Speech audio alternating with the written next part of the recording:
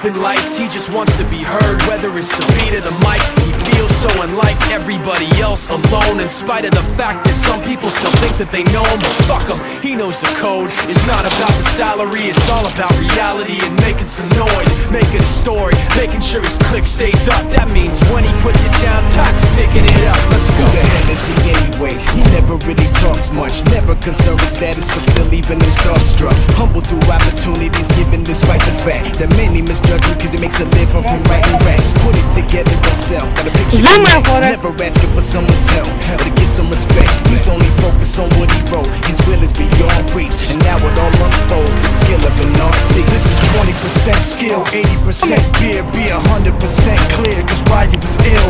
Who would've thought he'd be the one that set the West in flames? And I heard him wreck it with the Crystal Method, name of the game. Came back, dropped Megadeth, took him to church. I like Bleach, man. Ryu had the stupidest verse, this dude is the truth. Now everybody giving them guest spots and stocks through the roof. I heard he fucking with that stock.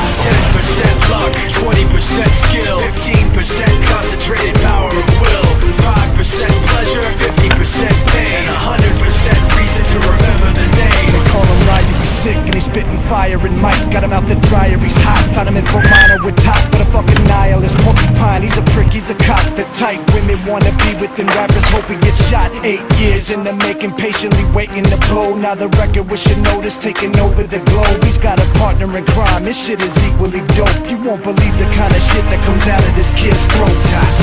He's not your everyday on the block. He knows how to work with what he's got, making his way to the top. He often gets a comment on his name. People keep asking him, was it given that birth or does it stand for an acronym? No, he's living proof. Let him rock in the booth. He'll get you buzzing quicker than a shot of vodka with juice.